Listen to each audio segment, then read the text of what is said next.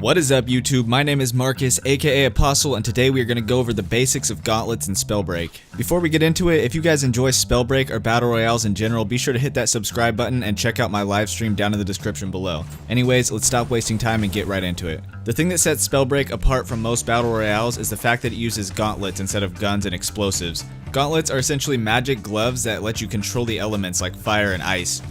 Each gauntlet has a primary and a secondary attack. The primary is the gauntlet's basic attack. You can spam this attack, but be careful not to spam it too much because you use mana, and once you run out of mana, you will be forced to recharge, which is essentially reloading. The gauntlet's secondary attack is a powerful ability that'll get put on cooldown for about 10 to 15 seconds after you use it.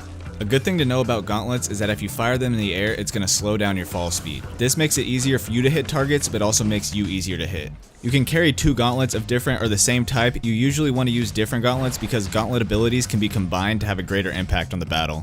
The first gauntlet we're going to go into is the Ice Gauntlet, which is essentially the sniper of this game. The longer you hold down the primary fire of the Ice Gauntlet, it's going to increase the damage and projectile speed, and it's also going to slow down your falling and running speed if you're moving.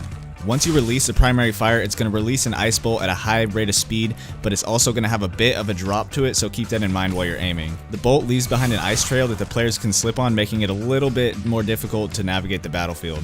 The Ice Gauntlet's secondary attack freezes players around you, but it also reduces the damage done to them while they're frozen. The players do not stay frozen for very long, so make sure to do damage to them while you can. Next up is the Fire Gauntlet, which is the closest thing to a rocket launcher you're going to find in this game. The primary fire launches a fireball which has a slow travel time but hits hard if you hit the player directly. It also does splash damage to the players around it if you hit the ground. The Fire Gauntlet's secondary ability puts up a wall of fire that lasts 15 seconds and does damage to players that stand in it. This is useful for cutting off players' paths or maybe getting people out from camping behind a rock. The Stone Gauntlet is one of the more interesting gauntlets in the game. Its primary cracks the earth, it goes long ranges but won't climb up objects. This attack does a lot of damage but can be somewhat hard to hit. The stone's secondary ability throws a giant boulder that actually gets bigger as it travels through the air.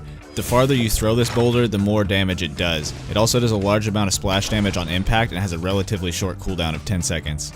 The Wind Gauntlet's primary shoots out a single gust of wind. You could actually hold it down and it'll rapidly fire, making it a little bit more useful. There's no damage drop off for the Wind Gauntlet, but the travel speed of it makes it a little bit harder to hit targets from a distance. Also, the gust will disappear after traveling like a medium distance, so it's kind of better for close to medium range. One of the coolest things about the Wind Gauntlet is that if you shoot a gust at your feet, it'll launch you into the air, allowing you to have more vertical movement. You can also summon a tornado with the Wind Gauntlet's secondary attack that does AoE damage to everybody standing in it. The Lightning Gauntlet shoots a 3-shot burst that can travel very fast and basically can go any distance without damage drop off. The secondary ability of the Lightning Gauntlet creates a circle of lightning around you that not only does damage to enemies but also stuns them, preventing them from using their abilities. This can really disrupt other players, rendering them essentially useless for a short amount of time.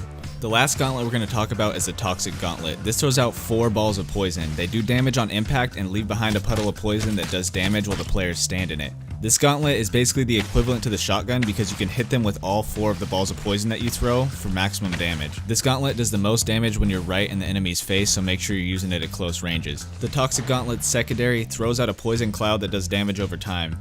Don't forget that you can combine the abilities of gauntlets for more damage and different effects, so get out there and test out all the different combos to see which works best for you. If you enjoyed this video, be sure to like and subscribe and also check out my Twitch channel. This has been Marcus, aka Apostle. Thanks for watching.